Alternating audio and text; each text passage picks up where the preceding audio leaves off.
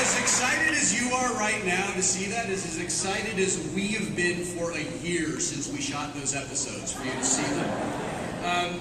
Jamie and Bruce, I would love it if you would talk a little bit about the Astraeus mission and what is sort of the focus of season 4.5 of Eureka. Yeah, before that, I just have to make one quick announcement. It is actually Colin Ferguson's birthday today. So,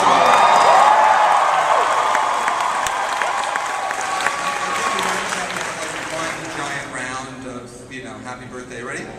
Happy birthday to you. Happy birthday to you. Happy birthday, dear Colin. Happy birthday to you.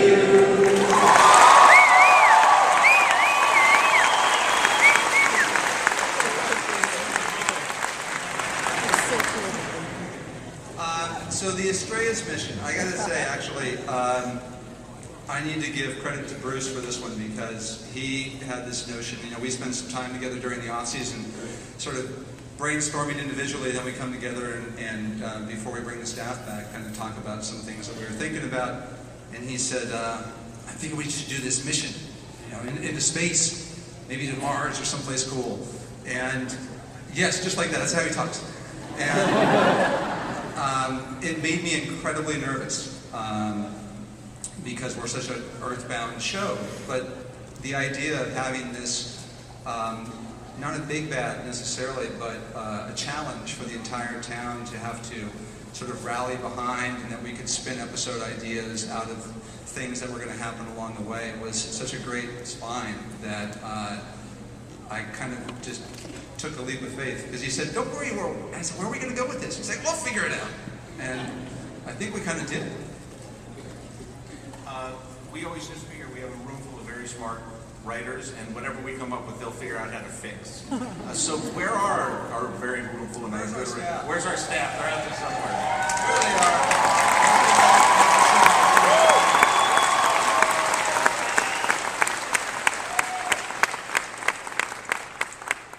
Space has always been such a big inspiration for me in terms of the science fiction that I've watched, everything from The Right Stuff to Alien. So it was such a big part of science that, you know, you don't get to do on television very often on a show like ours. So, and we thought it would be the dream of so many of the people who live in Eureka to try to go into space, people like Fargo, that we decided it was something that we would try.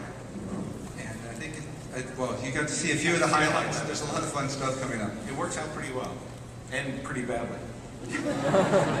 So for the actors, when we all found out that pretty much we were going to Titan this year, and the basic storyline of us sort of being in competition to see who actually gets to go, I wonder if maybe we would talk a little bit about how that affected us as actors and friends behind the scenes, as we waited to see who actually gets to go and who has to stay behind.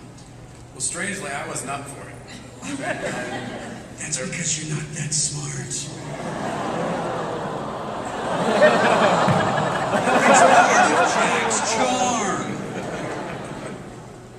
It was his birthday, Will. That was me.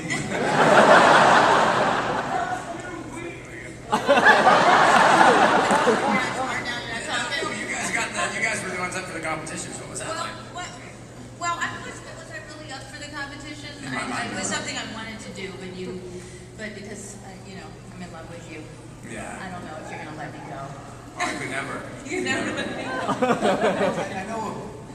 I guess Felicia and Will and Niall and I got to figure out pretty intimately what we all smell like in close quarters. It was a lot of close quarters sweating, and then I like the matching jumpsuit. I'm sure you saw a little bit of that. I mean, it's always, I like uniforms. I like firemen.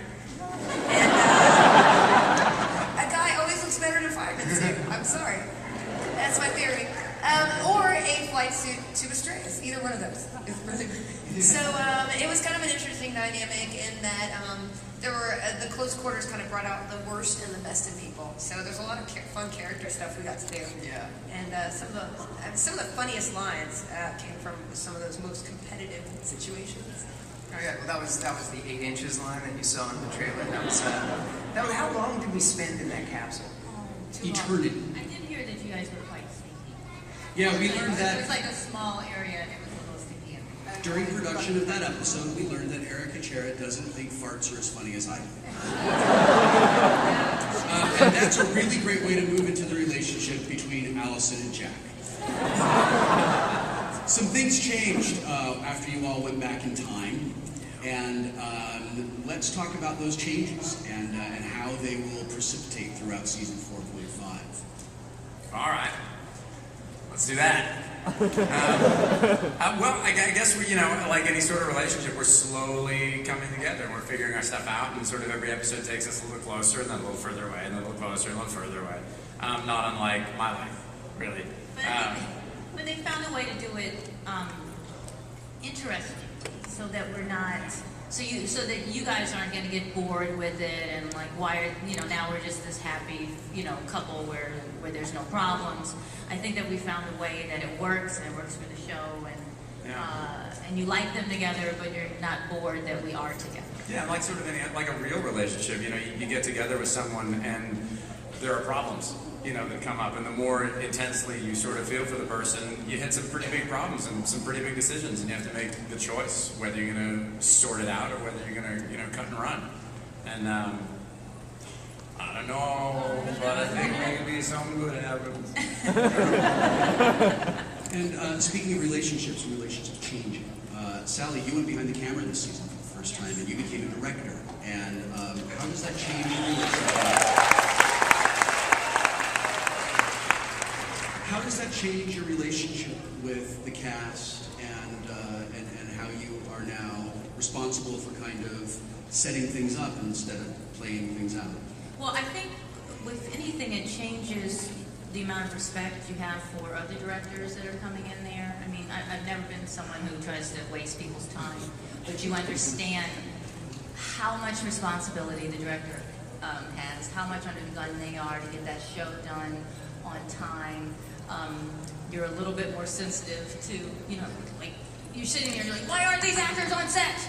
And you're like, oh, that was probably me, like, in the episode before. But it's just given me a newfound respect for really how hard it is to do the show that we do, Eureka. It is not... Sally's really great at it. She's amazing at it. I mean, she might say it's hard, but she kicked it out of the park. So she's really, really talented. I really, really like it. Because Colin has directed a couple, and Joe Morton has as well, and Sally. And it's they because we've been working together for so long, we all have a shorthand when we just have to do things amongst us, and both of them tend to get us moving really quickly, which is kind of nice because sometimes you sit there floundering around on set all day. Yeah, we don't have to do any acting directing too much because I know you know what you're doing, and you definitely know what you're doing. And Pally as well. He directed a great episode this year. Yes. Yeah. I wish I could tell you about it. It's great. I know. You gotta wait a year for that one.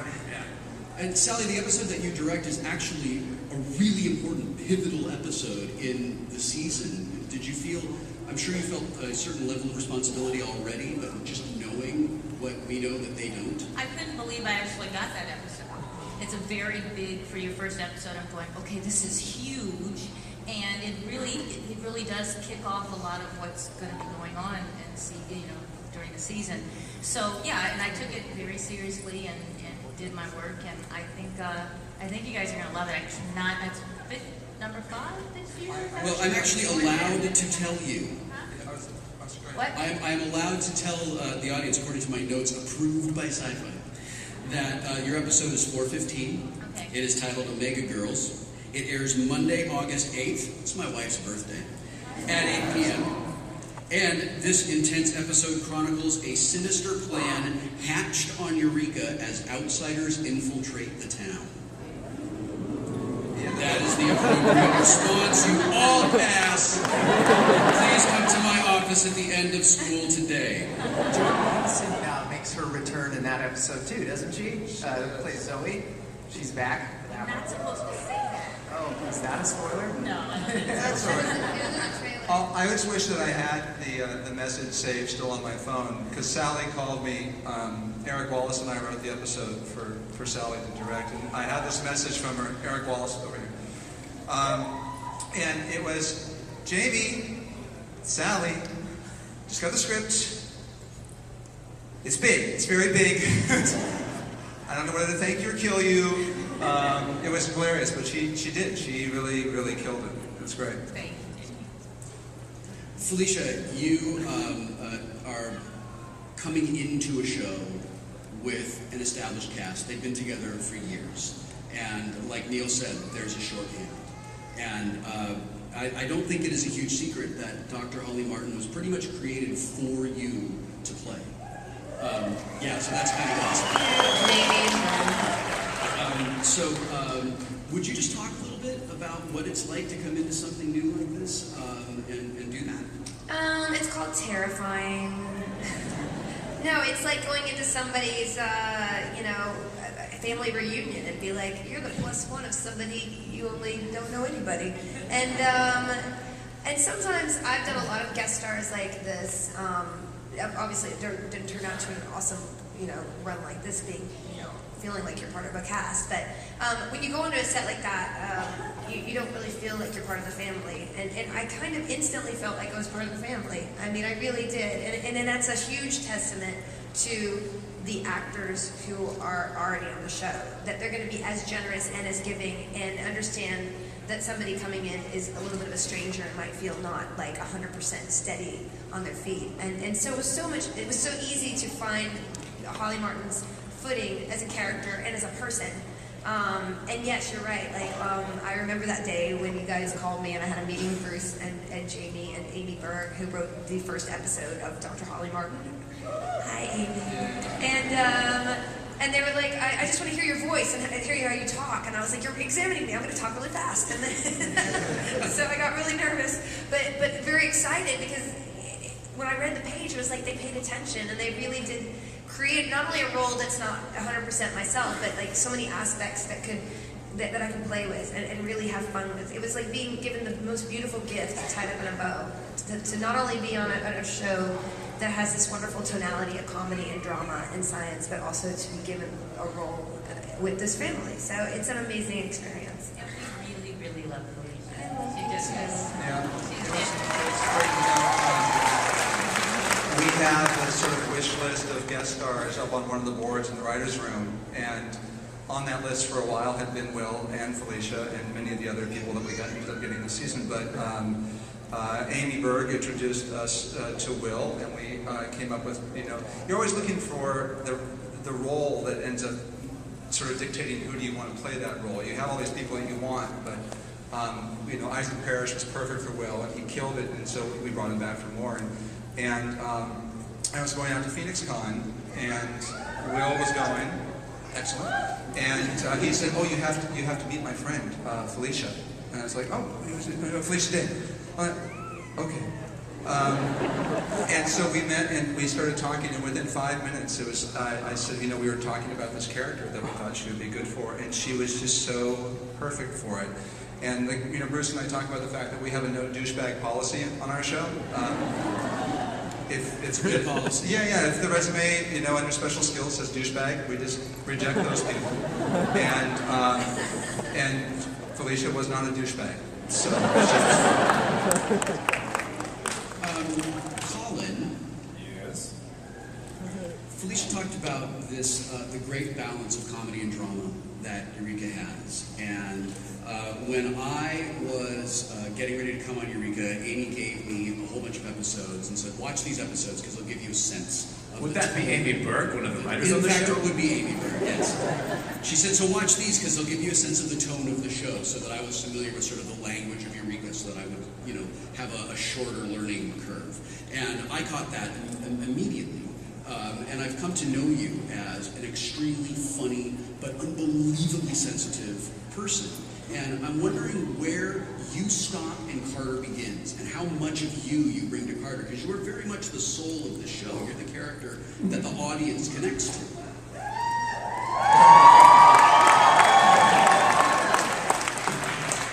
Nice. Where do I stop? I mean, I think I try to bring as much of myself as I can to the role. I'm rubbing my nose on a microphone.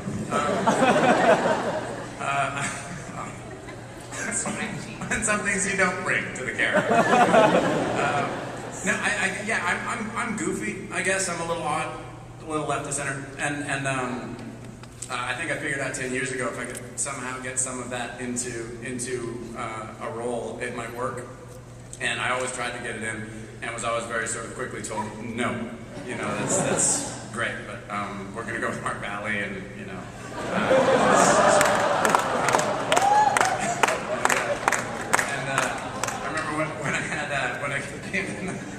Or Joe Reps, really, whoever you want, Dirty Jobs guy, whatever. Dirty Jobs guy! No.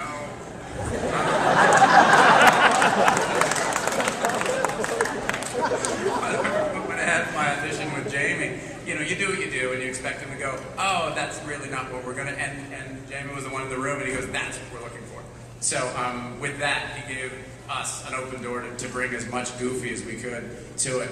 And I think, lastly, I guess, what we've tried to do is to bring as much as we can while respecting the drama of the show. We try to make a point of not making a joke of a plot point in a way, and we learned that in House Rules.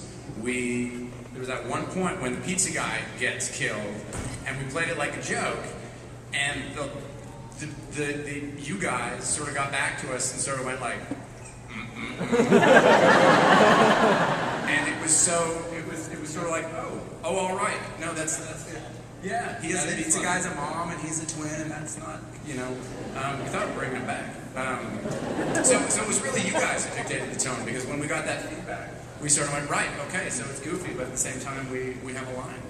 So it's been a really Neil, you have this, you have to do sort of the same thing. Fargo in the reboot is sort of thrust in now as this person with immense responsibilities, but you also play a lot of really humorous moments all the time, especially in the love triangle that develops between Fargo, Dr. Martin, and Dr. Parrish. And we all know that she should choose Dr. Parrish, because that's the right choice.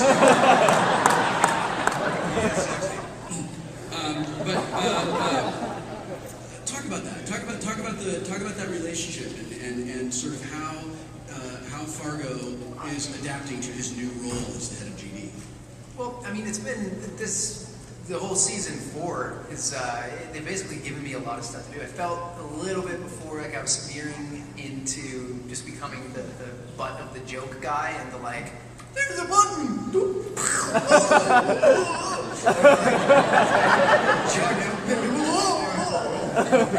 Jar Jar Binksing it up all over the place.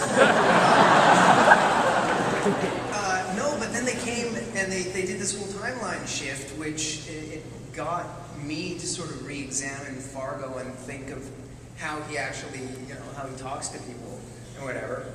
And yeah, no, it's just been really awesome. And then just playing that stuff off of you, because, I mean, it's so truthful. We hate each other in real life. So I can't stand you. Yeah, so, you know, we're just naturally enemies. So. We never go out drinking together in Vancouver. No, we never eat sushi. We certainly didn't go see Piranha 3D last summer. Nope. But no, it's just been great to have Fargo be an adult and mature and have real relationships with people, as opposed to just sort of subordinate to this person and dominant to like Larry, but not actually ever really connecting with them on a certain way. And Fargo actually crosses over to one of my favorite sci-fi shows, Warehouse 13. So when you go over to Warehouse 13, like Eureka has a tone, Eureka has a, you know, Fargo fits into the tone of Eureka, but no, you have to carry Fargo and Fargo's continuity into Warehouse, which has a different sort of language than Eureka has. What was that like for you as an actor? You know, the episodes that I've done, because there's another one coming up this year, they've been mostly self-contained. with, you know, little slight throwbacks to what's happening in Eureka. But I haven't really, I mean, that cast is so awesome too. It's like going over to my like cool uncle's house, hanging out with all my cousins that are wicked. And that's like, it's really what it was like. So it's just like kind of a blast. I just kind of take my little trunk of Fargo and go over there, and then they say like, hey, here's something to do, and then I do it. Yeah, I get really intense and involved with my acting. Jamie, we have been talking for months about the very special Christmas episode that's going to happen this season. Are you familiar with the existence of this Christmas episode, fans? I have not heard of this. No, you haven't. It seems like the sort of thing you might want to tell them about. This is great, guys. All right, well, you know, we decided that we wanted to do a Christmas episode last year, and the Syfy channel was phenomenal in supporting that, and Warehouse 13 did theirs, and some of you were a little confused about where were we in the timeline, were they together, Fargo was the head of GD, all those things. We tried to make that episode kind of stand alone outside of our normal show so that it would be a perennial episode. I had dreams of it being like the Peanuts Christmas special. Rankin and Bass, and Rudolph the Red-Nosed Reindeer, and Frosty the Snowman, and they would just play every year, and I could watch it with my kids, and look what we made. But you guys liked it a whole lot, and then they asked us to make another one. And you know, Bruce and I and our team here said, well, We already made it. we made it. Well, there's nothing else that we could possibly do. Except that there's one thing that I've been wanting to do for many, many years now, and it afforded the opportunity to do an animated episode of Eureka.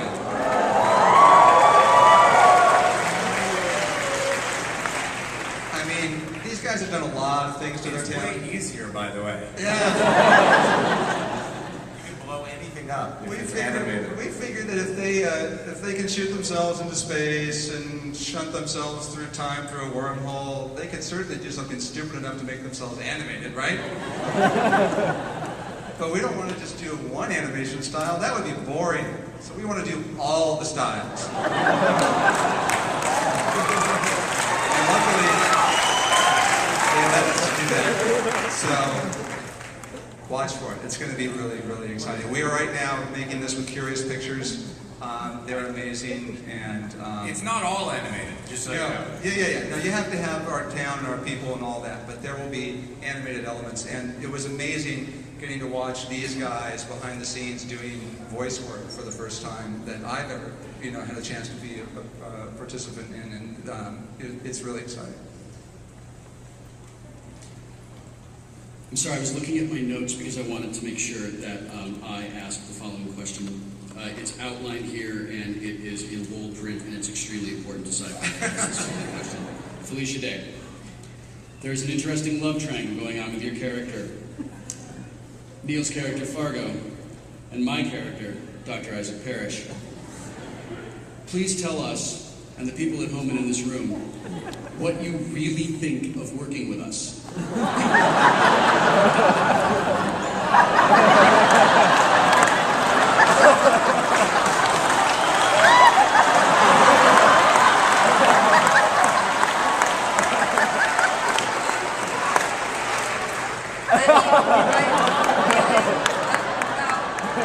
Working with a tiny bubblehead man. I mean, that's such a general question. I can't say that you smell like short ribs or Neil watches.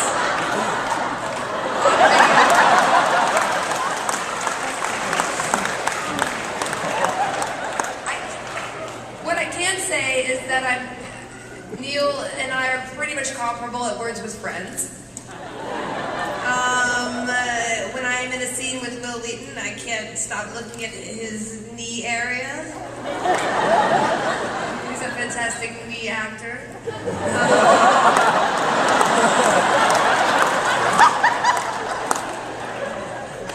I don't like it when we go after work.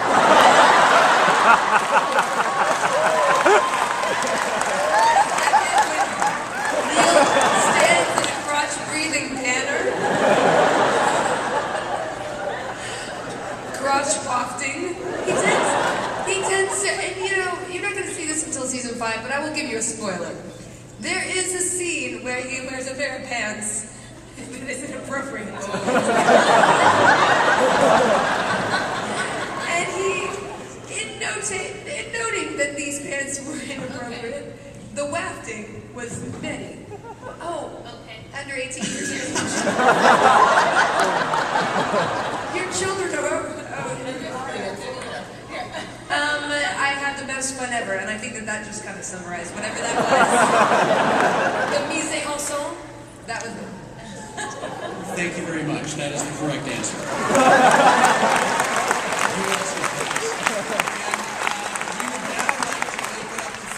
Questions from you, because we've talked about what's interesting to us, and now we would like to talk about what is interesting to you. So try real hard to make your questions succinct. They know that you love them, and you can just get to your questions, and we'll get through as many as we possibly can.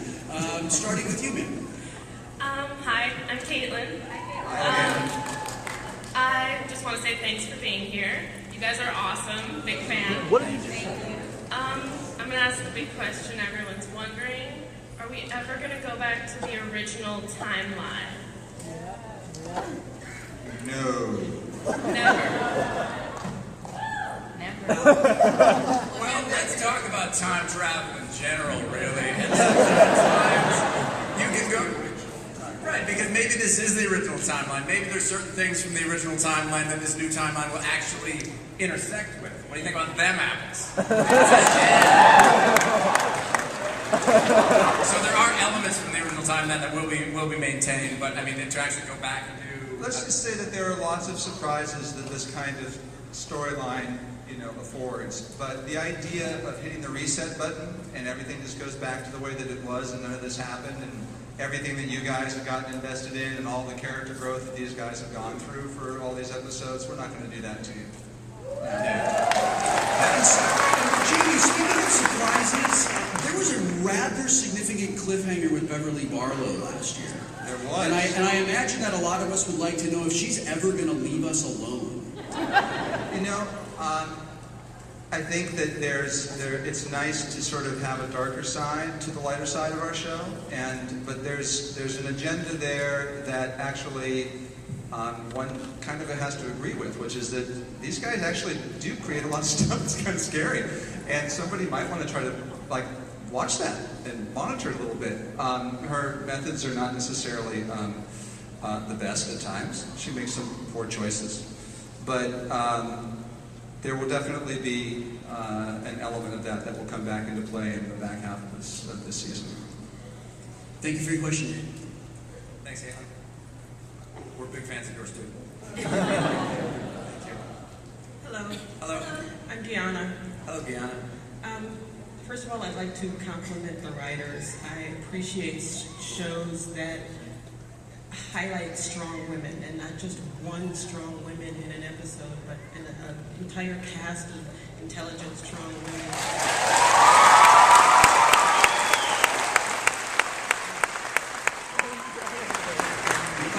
May I interject? Sally received an NAACP award this year. Well, no. As far as I'm concerned, you received it. I live in a different timeline than the rest of them. That's right. You were nominated. Congratulations. Thank you. My question is for Colin, who I absolutely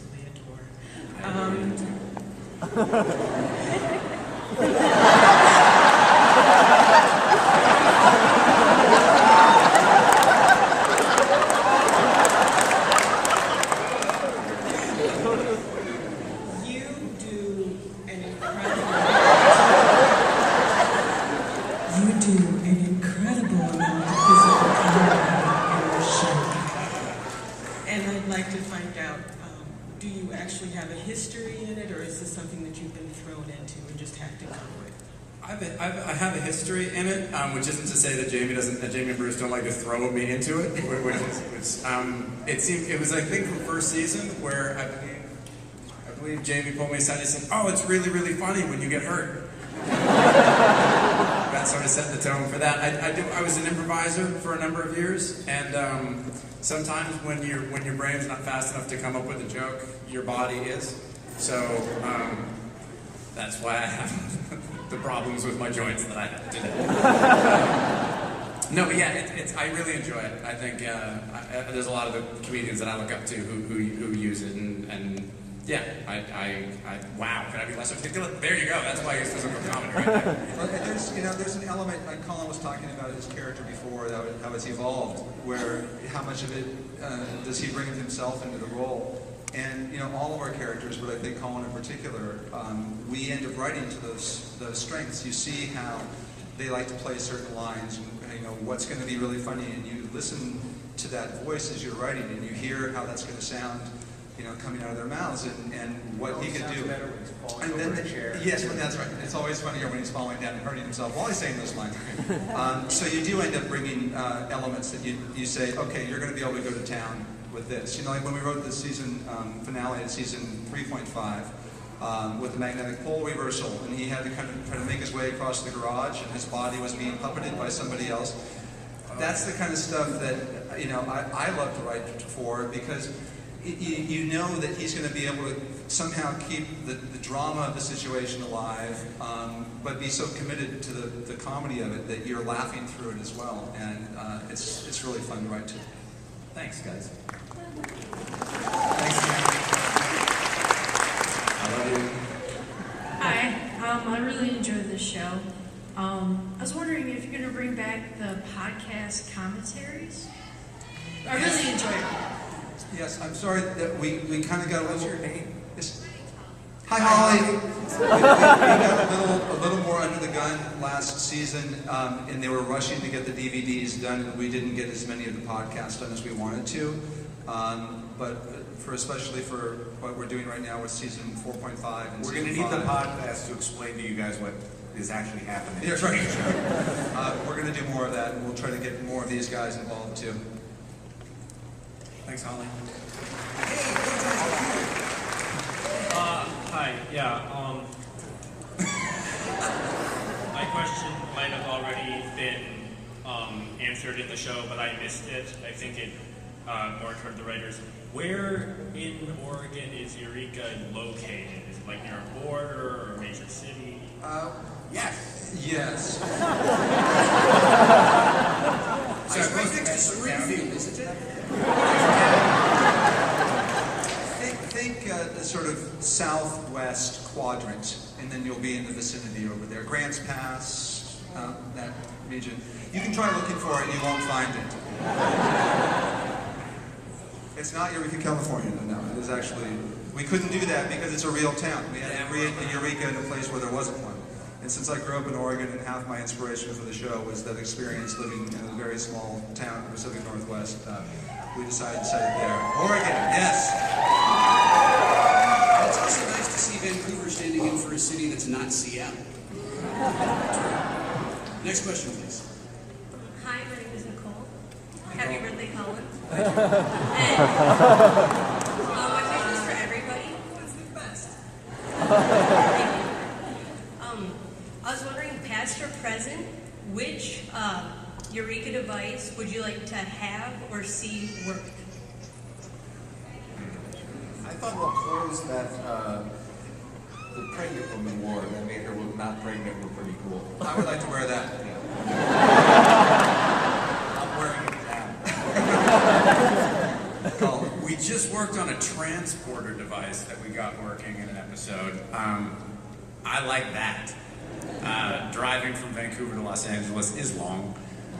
So no, the transport, definitely transport. What do you think? Listen, I have some experience with transporters. They malfunction all the time.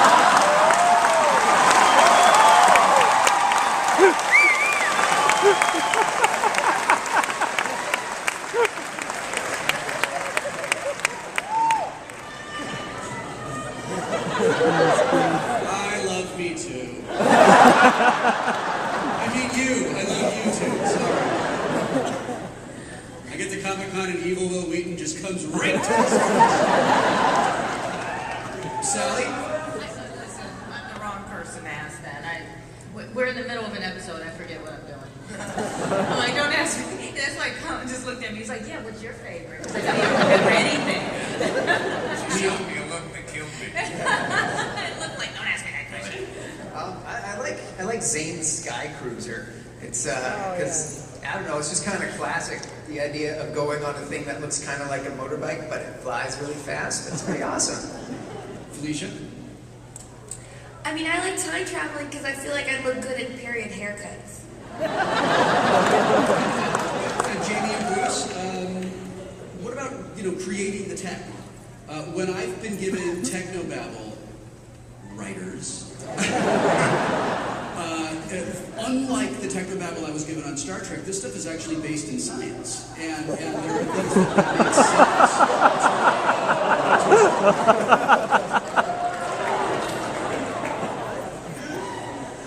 Wow. I'm curious.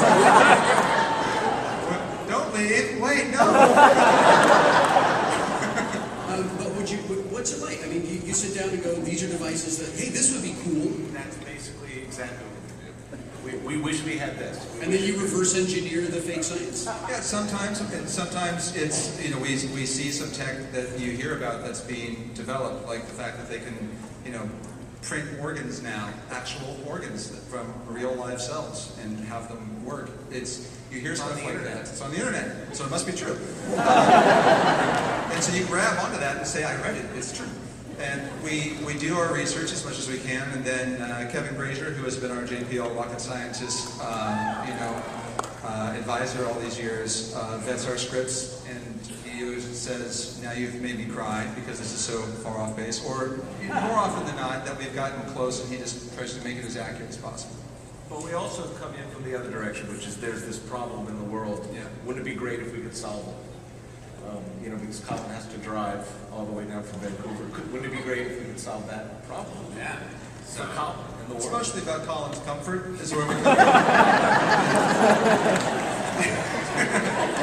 Your question is? And my question's for Colin. Considering that Eureka is an extraordinary town full of all the smart people, and your character is the everyday man, how do you feel that your character Jack the role is different from the role that the other actors have to play? It's easier.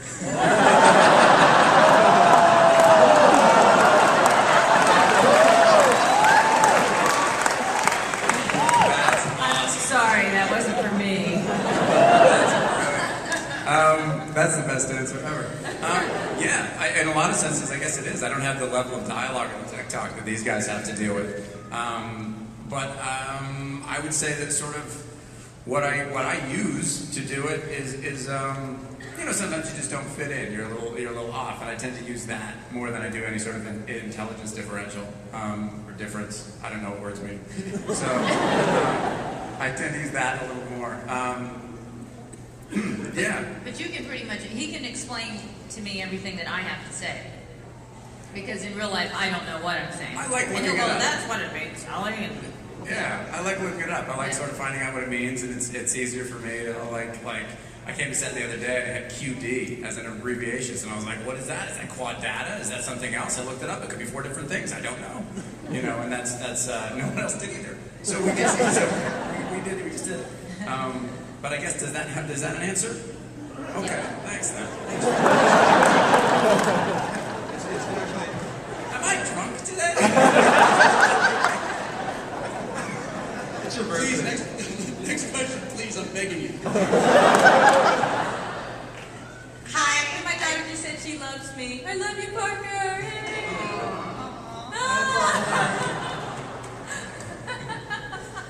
Sorry. Quick hello to Penny. Hi. I love your outfit. Thank you. My question was really just actually involving how much I enjoy the crossover episode with Warehouse 13. What other actors are going to be involved in the future episodes? We would love to do more crossover episodes. Most of the time it ends up being a problem of scheduling when we shoot at the same time. If we send all our actors to somewhere like Comic-Con, we have very few people back there to actually put on camera. So when we want to use someone like Allison, we used a few seasons ago, last season. Allison Scagliotti, who did an amazing job, and we love her. Well, by the way, interesting point, also not a douchebag. So we hired her.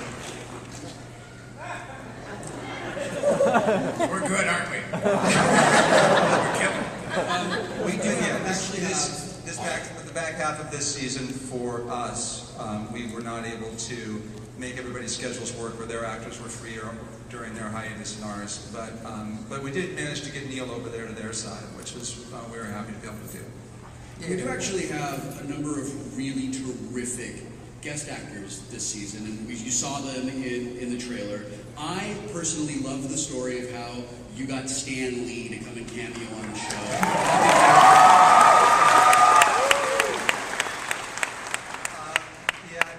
Stan is actually as amazing as you hope that somebody like that would be when you get to meet them. You get to meet, an icon of a childhood, this hero. They never live up. But the same, I have to thank Will for this too. He, said you need to come out to Phoenix Con and make your schedule work because we're going to have great. And so we went, and I got traveled out there. Linda Zaruchis was very kind to travel me out with Stan. So he flew us out. We were in the car together, and he was amazing. And I think that he decided like I was his new pet. Jamie, you're going to be with me today. It's just like, I just was like, Travels with Stan. It's going to be a new series. And, write that down quickly. And within literally 10 minutes of him deciding that I was his new pet, he said, when are you going to put me on the show?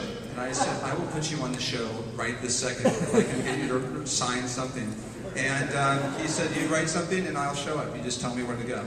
And he did. And getting to write something for Stan was like a dream come true. It was really amazing.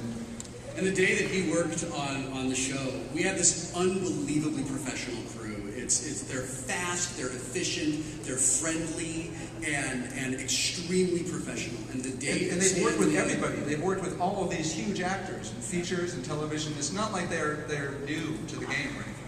And the day Stan Lee was on the set, all of us were 12 years old. I'm pretty sure the crew members from Fringe and Hellcats came over too, because there's a lot of people that I've never seen on set. Your question, sir. Hi, I wanted to ask if anyone could answer this, but will we ever see the return of Stark in person, in the flesh? Tony Stark? Sorry, not Stark. Sorry, not Tony Stark. Iron Man's going to be the new head of GD. Robert Downey Jr. Sorry, that didn't work out as well as I thought. Never say never. I think, we don't have immediate plans right now. Again, there's always scheduling and availability of actors and making the stories work. I think that the reason that it was great to be able to have Ed Quinn back, because we love Ed Quinn. He did an amazing job with the role. It was really fun to be able to have him back last season for the X-Files, because we had a story that it really made sense for him to come back, and there was a way to do it that was surprising and funny, and allowed us to sort of get like the best of those moments that you get with Carter and Stark just mocking him, relentlessly. So it was great. It's one of the unique things about the show is that there's dead and then there's Eureka dead. And if Eureka dead, you never know, they can always come back. You also don't want to be that show. You don't want to be that show that, you got to make hard choices at a certain point. You don't want to be that show where it was the wrong decision. No, he's alive! And you're like, well, that's, Because you know what's at the end of that road? Patrick Duffy stepping out of the shower. It's true, you nerds. I've been there. Your question. Hi, my name is Anna. Hi, Anna. And my mom and I really love your show, by the way. And I just wanted to know, since the main characters time traveled, and when they came back, everything was changed in so many different ways, and they had to basically just adjust to this new lifestyle. Which character would you say had the hardest time adjusting to that new life? Oh, mine. That's a great question, Ed. Thank you. What do you think? I think it's got to be Chera. By the way, Erica Chera says hello and love to everybody. She couldn't be here because she actually has to be shooting a scene for us today so that we could be rolling cameras on something. So she wanted to say hello to everybody. She isn't actually on set right now. I'm trying to... I'll call her right now. Call her out.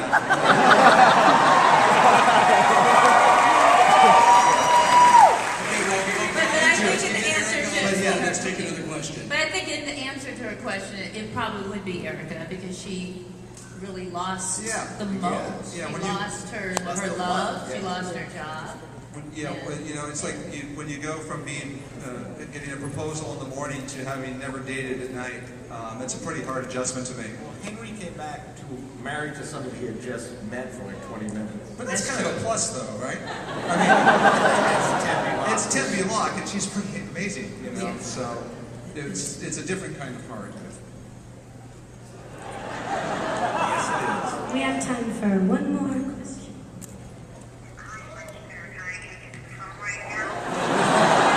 So you guys are going to say hi, Erica. Okay.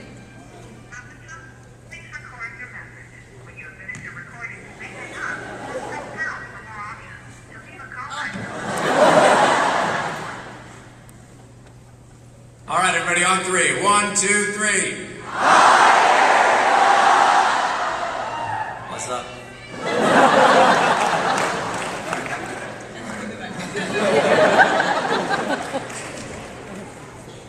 Hi, a question for Colin and Sally. Just wondering, how did the cast and crew react when you first told them that you wanted to direct for the first time? It was ugly. People walked off, we lost crew, we've never seen them again. God knows tyrants. God knows tyrants. I think we couldn't have a better place to start off a new career. We have, it's really a family. The crew there, they love us and they want to help and support you. Oh yeah, because you come out on your first day and you're like, yeah, what I want to do is I want to sort of put the camera here, and the camera guy's like, yeah, you don't. But what you do is probably put it over here, and you're like, yeah. Yeah, we couldn't have people who supported us more and love us more and want us, to succeed. So it couldn't be a better place to do it. Yeah, absolutely. And everyone loved working with them. It is not a secret on the set at all. Thanks a lot. So I now need to remind you all that Eureka is Syfy Channel's longest-running scripted series. It is part of the powerful new Monday night lineup.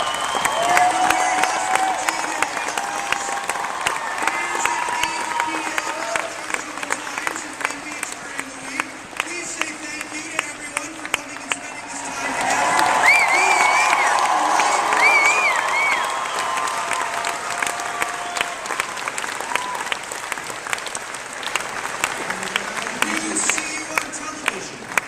And you should get we have a sneak screening tonight of Monday's episode at 9 o'clock tonight. So you're going to get to see his first episode. The first episode of television he's ever written.